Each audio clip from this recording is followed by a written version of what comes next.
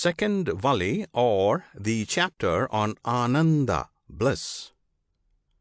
Hari Om. May it, the Brahman, protect us both, teacher and pupil. May it enjoy us both. May we acquire strength together. May our knowledge become bright. May we never quarrel. Peace, peace, peace. First Anuvaka. He who knows the Brahman attains the highest Brahman. On this the following verse is recorded. He who knows Brahman, which is, that is cause not effect, which is conscious, which is without end, as hidden in the depth of the heart, in the highest ether, he enjoys all blessings, at one with the omniscient Brahman. From that self, Brahman, sprang ether, akasa, that through which we hear. From ether, air, that through which we hear and feel. From air, fire, that through which we hear, feel and see. From fire, water, that through which we hear, feel, see and taste. From water, earth, that through which we hear, feel, see, taste and smell. From earth, herbs, from herbs, food, from food, seed, from seed, man. Man thus consists of the essence of food. This is his head, this his right arm, this his left arm, this his trunk, Atman, this the seat, the support. On this there is also the following sloka. Second Anuvaka. From food are produced all creatures which dwell on earth. Then they live by food, and in the end they return to food.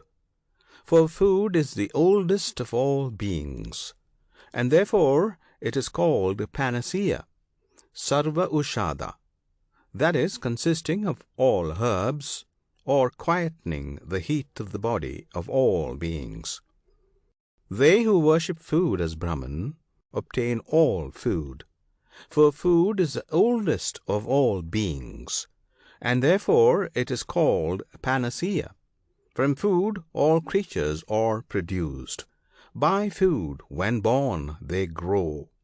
Because it is fed on, or because it feeds on beings, therefore it is called food, anna. Different from this, which consists of the essence of food, is the older, the inner self, which consists of breath. The former is filled by this. It also has the shape of man. Like the human shape of the former is the human shape of the latter. Prana, up breathing, is its head. Vyana, back breathing, is its right arm. Apana, down breathing, is its left arm.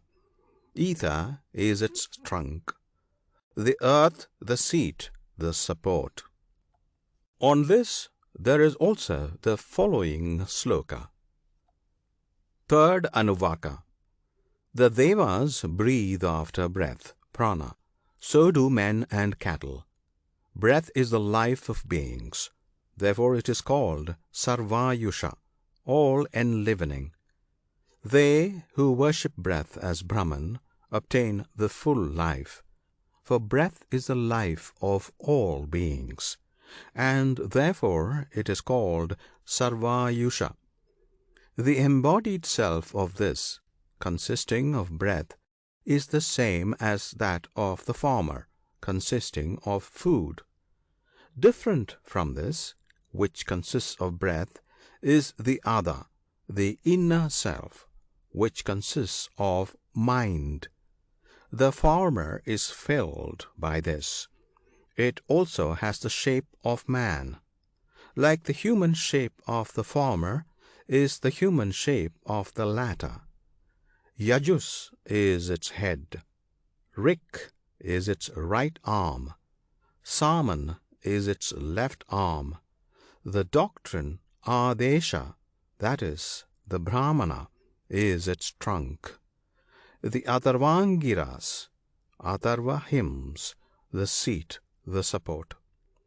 On this there is also the following sloka. Fourth Anuvaka. He who knows the bliss of that Brahman, from whence all speech with the mind turns away unable to reach it, he never fears. The embodied self of this, consisting of mind, is the same as that of the former, consisting of breath. Different from this, which consists of mind, is the other, the inner self, which consists of understanding. The former is filled by this. It also has the shape of man. Like the human shape of the former is the human shape of the latter.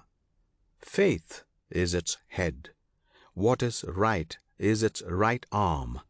What is true is its left arm. Absorption, yoga, is its trunk. The great intellect is the seat, the support. On this there is also the following sloka. Fifth Anuvaka. Understanding performs the sacrifice. It performs all sacred acts. All devas worship understanding as Brahman, as the oldest. If a man knows understanding as Brahman, and if he does not swerve from it, he leaves all evils behind in the body and attains all his wishes.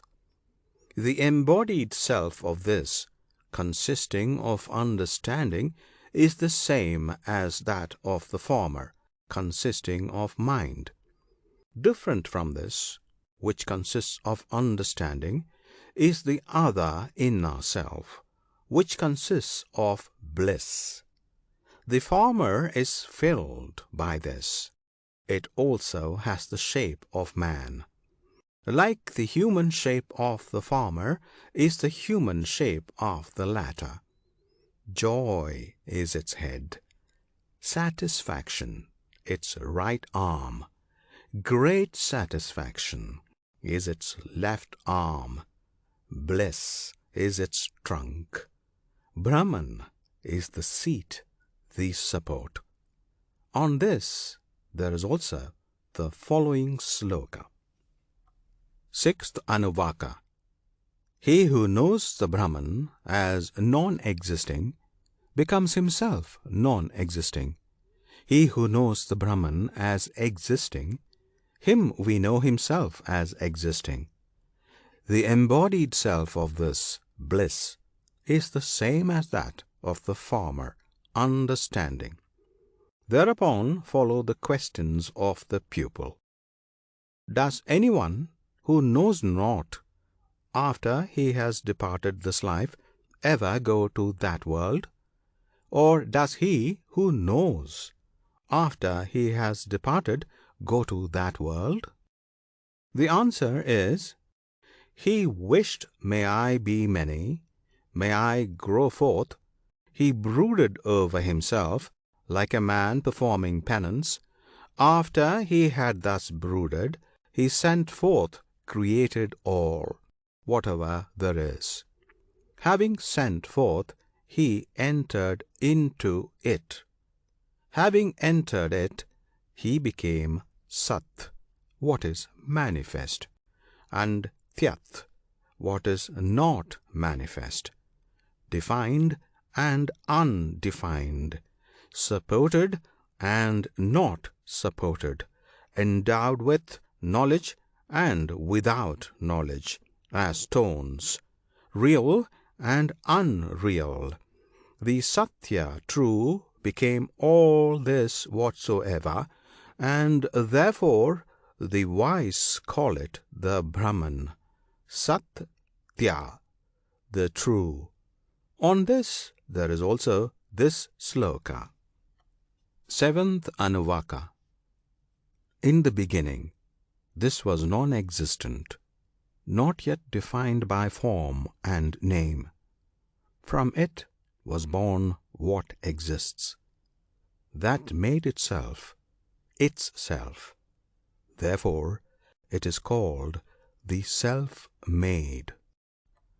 That which is self-made is a flavor, can be tasted. For only after perceiving a flavor can anyone perceive pleasure. Who could breathe? Who could breathe forth if that bliss, Brahman, existed not in the ether in the heart? For he alone causes blessedness. When he finds freedom from fear and rest in that which is invisible, incorporeal, undefined, unsupported, then he has obtained the fearless. For if he makes but the smallest distinction in it, there is fear for him. But that fear exists only for one who thinks himself wise, not for the true sage. On this there is also this sloka. Eighth Anuvaka. From the terror of it, Brahman, the wind blows. From the terror, the sun rises. From terror of it, Agni and Indra. Yeah, death runs as the fifth. Now this is an examination of what is meant by bliss, Ananda. Let there be a noble young man who is well read in the Veda, very swift, firm, and strong, and let the whole world be full of wealth for him. That is one measure of human bliss. 100 times that human bliss is one measure of the bliss of human Gandharvas, genii, and likewise of a great sage learned in the Vedas who is free from desires. 100 times that bliss of human Gandharvas is one measure of the bliss of divine Gandharvas, genii, and likewise of a great sage who is free from desires. 100 times that bliss of divine Gandharvas is one measure of the bliss of the fathers, enjoying their long estate, and likewise of a great sage who is free from desires. 100 times that bliss of the fathers is one measure of the bliss of the Devas, born in the Ajana heaven, through the merit of their lawful works, and likewise of a great sage who is free from desires. 100 times that bliss of the Devas, born in the Ajana heaven, is one measure of the bliss of the sacrificial Devas, who go to the Devas by means of their Vedic sacrifices, and likewise of a great sage who is free from desires. 100 times that bliss of the sacrificial Devas is one measure of the bliss of the 33 Devas, and likewise of a great sage who is free from desires. 100 times that bliss of the 33 Devas is one measure of the bliss of Indra, and likewise of a great sage who is free from desires. 100 times that bliss of Indra is one measure of the bliss of the Brihaspati, and likewise of a great sage who is free from desires. 100 times that bliss of Brihaspati is one measure of the bliss of Prajapati, and likewise of a great sage who is free from desires. 100 times that bliss of Prajapati is one measure of the bliss of Brahman, and likewise of a great sage who is free from desires. He who is this Brahman in man, and he who is that Brahman in the sun, both are one. He who knows this, when he has departed this world, reaches and comprehends the Self, which consists of food, the Self which consists of breath, the Self which consists of mind, the Self which consists of understanding, the self which consists of bliss. On this there is also this sloka. Ninth Anuvaka. He who knows the bliss of that Brahman, from whence all speech with the mind turns away, unable to reach it, he fears nothing. He does not distress himself with the thought, why did I not do what is good? Why did I do what is bad? He who thus knows these two, good and bad, frees himself. He who knows both frees himself. This is the Upanishad. End of second Valli. Recording by Jyoti Taravanat.